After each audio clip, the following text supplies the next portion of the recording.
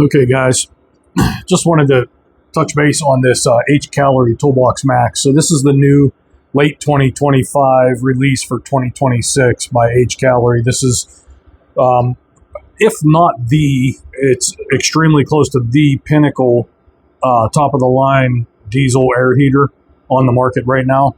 So what they did different, they've had the Toolbox and the Toolbox 2 and now the Toolbox Max. So we have a new updated control right here, okay? And with that control, you see I'm set to temperature. Now, what's fun is in this compartment right here, you have a wireless remote control that easily plugs in to charge with USB-C. It has a CO2 monitor. You see that hole right there? So right now you see it's at 4 or 5 parts per million.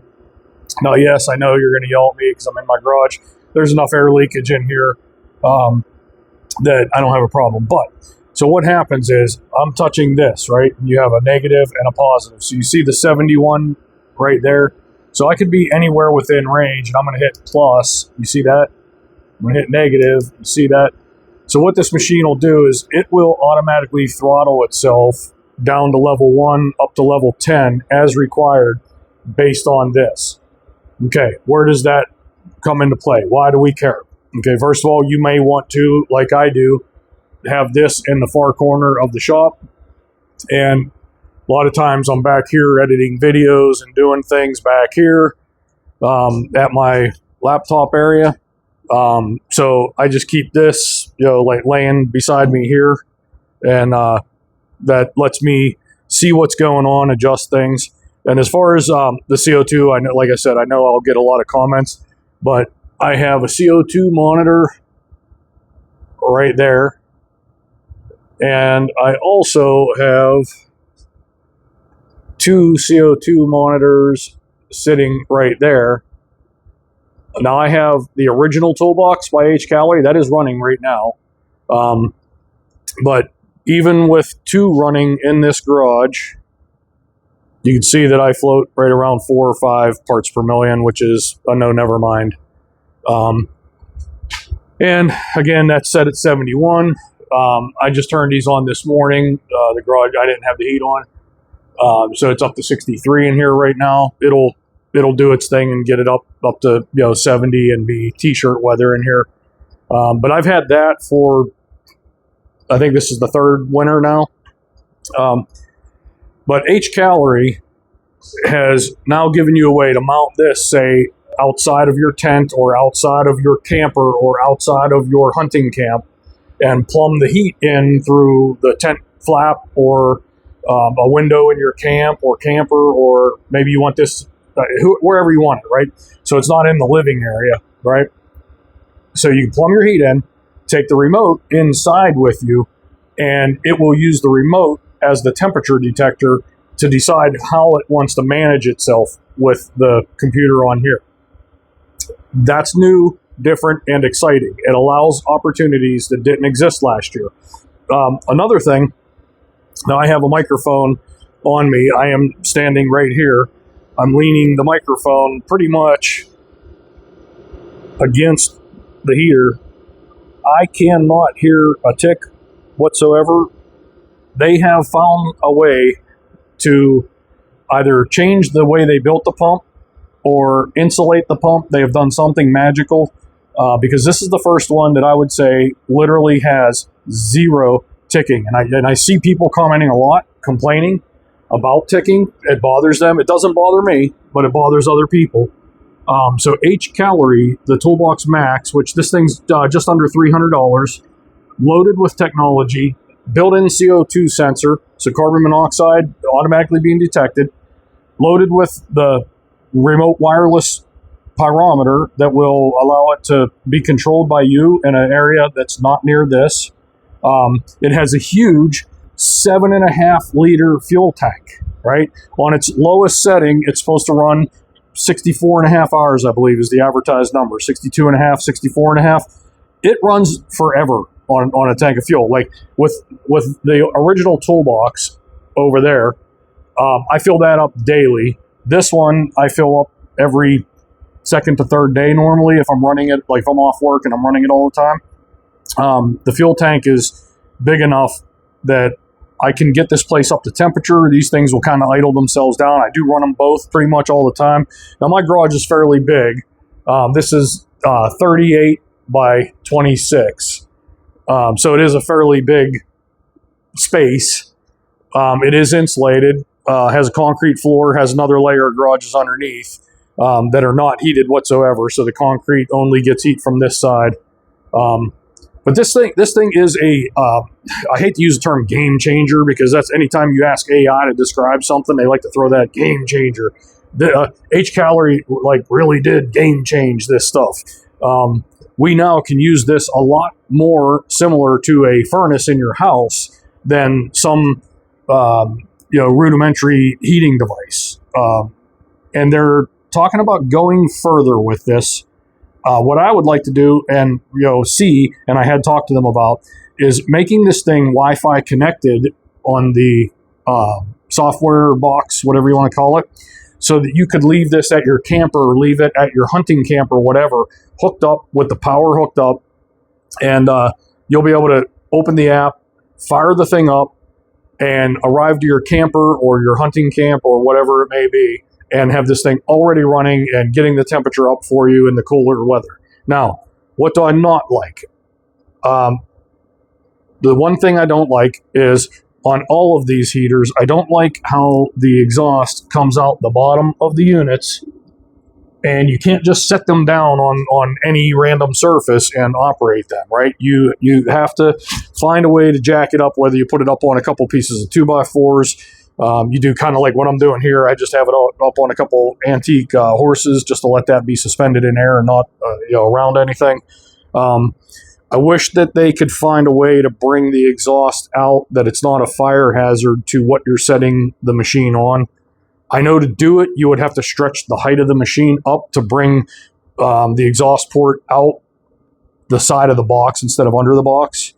But I don't know. We got to come up with something better than that. I also wouldn't mind seeing the exhaust having two ports, like on this one, to have a port on this side and a port on that side, depending on where I'm putting this thing. I only have one window to see fuel, and if I have to get the exhaust out this way over here, right, I would have to like wrap that exhaust underneath, or depending on what you're doing, you could end up with the fuel visual indicator not in a way you want it to be easily seen. The only thing, or the other thing I don't like, on this one, they cut a very fine slot for the fuel. Oftentimes, depending on lighting, it's very difficult to see the fuel level. Now here, I don't know if you can see it, it's right at 4. You see that faint difference? So what you often have to do is shine a flashlight here at the neck so that you can catch the contrast between the fuel, which is right at my fingernail, and then the non-fuel. They could have cut this wider, made it maybe 3/4 inch wide. It wouldn't have hurt anything structurally. Everything would have been fine. And you would have had a bigger view of that fuel cell to get a better contrast between the fuel. And this is red dyed fuel. Imagine if I had clear fuel in there, if I had bought road diesel. With road diesel, which I did put in here once, you have a very difficult time seeing it without taking the lid off and shining a flashlight down after you take the lid off, take the filter off. Now, another thing real quick about Hcalorie, I see people talking about cutting into the fuel lines and adding fuel filters. Hcalorie provides the fuel filter at the fuel inlet source. Okay. Now, good and bad. Good, all fuel that passes through this is filtered to the required size of particles that the machine can accept. The bad, when it's cold and your fuel's cold and thick, especially with this filter here, this filter doesn't have a screen in the bottom. It's a solid plastic bottom. Oftentimes, whenever I'm trying to use my battery, my transfer pump, the filter fills up and overflows faster than the fuel can pass through the screen, right? So that I kind of don't like. I wish it had at least the screen on the bottom. But it's easier to deal with in service than having to open up the case, especially on that, which is not meant to be opened.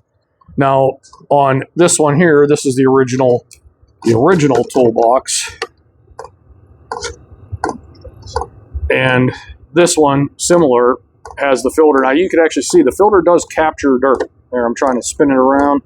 So there is some dirt in there, and I do watch them and I do clean them out every day if I see some particulate setting in there.